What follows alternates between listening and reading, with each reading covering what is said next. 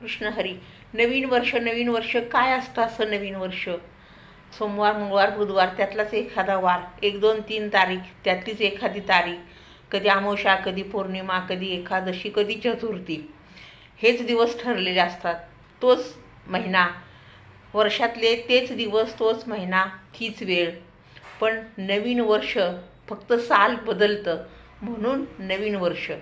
आणि या नवीन वर्षाची सुरुवात 31 डिसेंबर या दिवसामुळं इतकी जल्लोष प्रमाणामध्ये साजरी केली जाते.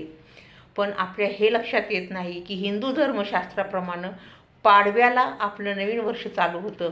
बरं, असू द्या, आपण तीही संस्कृती ग्राह्य धरू, कारण आपले सगळे व्यवहार त्या नवीन कॅलेंडरवरती चालत असतात. ठीक आहे, 31 डिसेंबरला हमखास मांसाहार खाल्ला जातो. बरं, तेही ठीक आहे, जाऊ द्या, खाण्याला कुणी अडवू नये.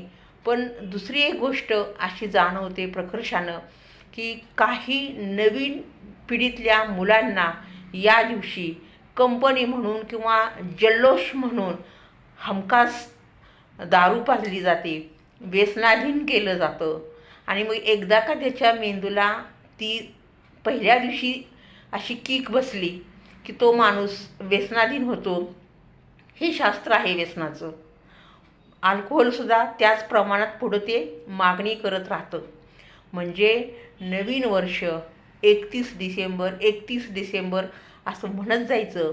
आणि 31 डिसेंबरला नवीन वर्षाची सुरुवात अगदी काहीतरी व्यसनाधीन होऊन करायची. चिमुरड्या लहान मुलांना त्याच्यामध्ये, त्या जाळ्यामध्ये ओढायचं. आणि ज्यांची खऱ्या अर्थानं वर्षाची सुरुवात आपण म्हणतो नवीन चांगली व्हावी, पण वर्षाची सुरुवात नाही तर त्यांच्या तिथून आयुष्याचीच बरबादीची सुरुवात चालू होते. आणि मग त्या व्यसनाच्या विळख्यामध्ये ती मुलं नकळतपणे ओढली जातात. म्हणून 31 डिसेंबर हा दिवस इतक्या जल्लोषात साजरा करायला नको. कारण जल्लोष म्हटलं की मग त्यामध्ये मुलांना भान राहत नाही. आणि मग त्या भान न राहण्याच्या त्यांच्या मेंटॅलिटीवरती काही जण बरोबर ती मेंटॅलिटी कॅच करतात. आणि कॅच केल्यानंतर जल्लोषात माणूस काहीही करायला तयार होतो.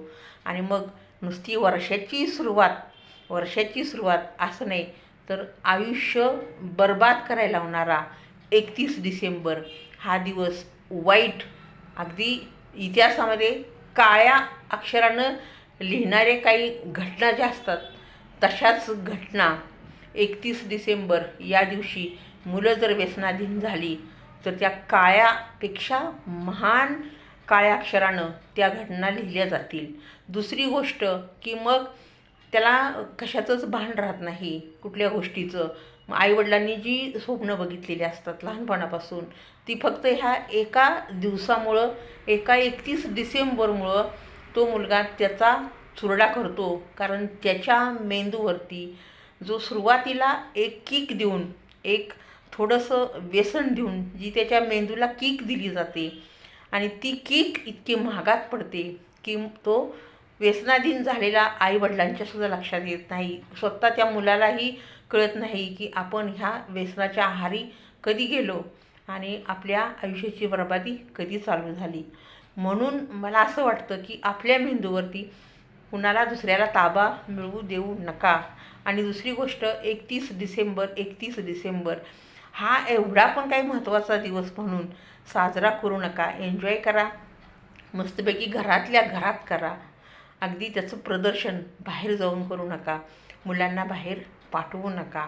कारण अशी जर मुलं व्यसनाधीन झाली तर आपण म्हणतो की 3रं महायुद्ध अमक्या वेळेला येणार आहे, 33 सालामध्ये असं होणार आहे, पुढं हे बाकीत सांगितलं आहे की पुढं असं होईल, तसं होईल.